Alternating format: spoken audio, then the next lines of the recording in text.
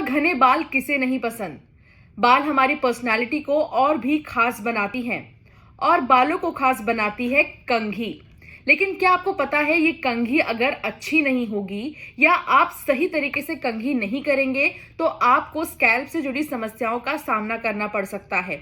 इसके लिए आपको कुछ बातों को जानना बहुत जरूरी है। जैसे अगर आप कंघी कर रहे हैं तो सही तरीका क्या है कंघी करने का, क्योंकि कई बार ऐसा होता है कि आप सीधे कंघी को स्कैल्प से लेकर आते हैं नीचे, जो कि गलत है। दरअसल कंघी को हमेशा अगर आप करते हैं तो ऐसे में नीचे के बालों को सबसे पहले आपको सुलझाने चाहिए। उसके बाद धीरे धीरे आप थोड़ा ऊपर जाएंगे और फिर आप स्कैल्प से लेकर आएंगे। इससे ना ही आपके बाल ज्यादा झड़ेंगे और ना ही स्कैल्प से जुड़ी समस्याएं होंगी।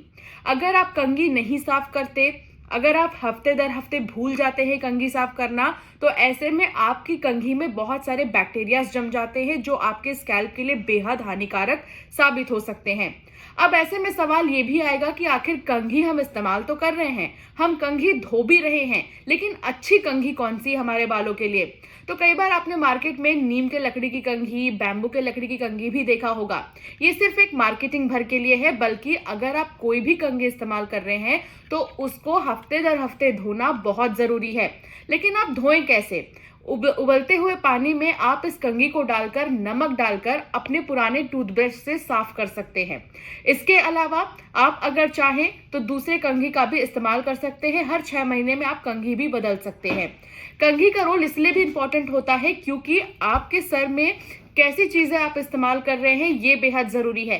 फंगल इन्फेक्शंस, डैंड्रफ, खुजली जैसी बीमारियों से दूर रहने के लिए सही कंघी का होना बहुत जरूरी है। और कंघी करना इसलिए भी जरूरी है क्योंकि आपके सारे डेड स्किन्स को कंघी करने से ही खत्म किया जा सकता है। तो इसीलिए आपके लिए जानना बहुत जरूरी है कि अगर आप कंघी कर रहे हैं तो कंघी करने का सही तरीका क्या है, और अगर आप कंघी इस्तेमाल कर रहे हैं तो आपको कौन सा कंघी यूज करना चाहिए। तो इसीलिए अब तक आप अगर सावधान नहीं हुए हैं तो सावधान हो जाइए और सही कंघी इस्तेमाल करिए।